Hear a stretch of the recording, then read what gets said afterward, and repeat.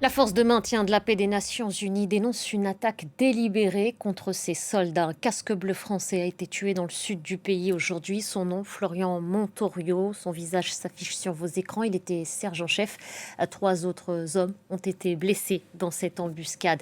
Merci d'être en direct avec nous depuis Beyrouth. Serge Berberi, correspondant de France 24. Serge, la FINUL a-t-elle apporté plus de précisions sur les circonstances de cette attaque qu'elle dit délibérée? Je la cite.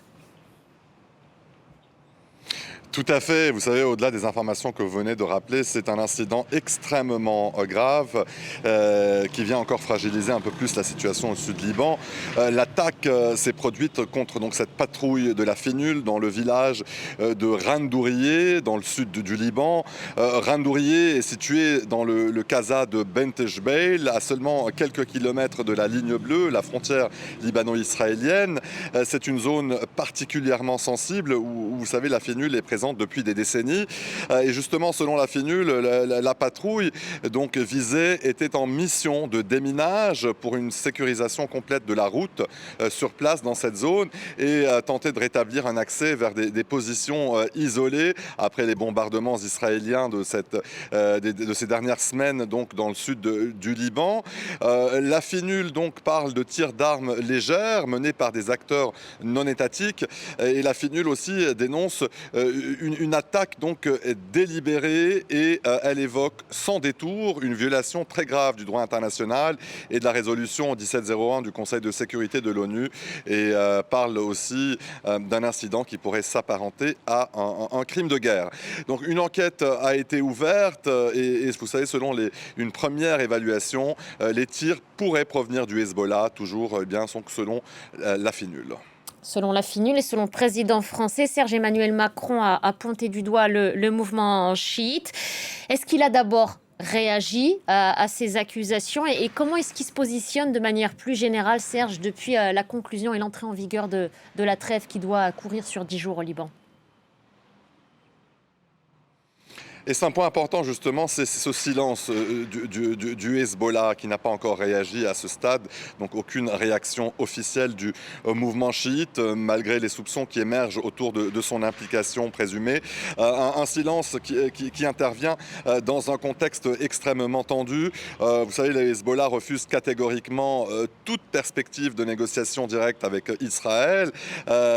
Donc des négociations qu'il considère comme une forme de capitulation et cet incident contre la FINUL aujourd'hui survient justement aussi au moment où ces discussions sont évoquées, ce qui donne à cette attaque donc une dimension politique très forte. Côté libanais, les autorités, le président Joseph Aoun, le premier ministre Nawaf Salam, ils ont condamné l'attaque et ils ont annoncé l'ouverture d'une enquête.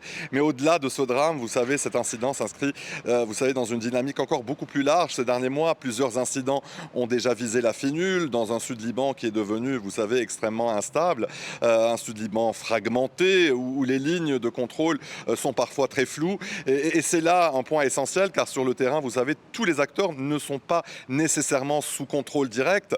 Certains au Liban ici évoquent la possibilité d'éléments non contrôlés ou de groupes qui agissent donc de manière autonome dans ce Sud-Liban, dans cet environnement sécuritaire très instable et très imprévisible. Alors, vous savez clairement, cette attaque contre la FINUL fragilise donc le cessez-le-feu qui est aussi extrêmement précaire parce que sur le terrain, vous savez, les violations se multiplient.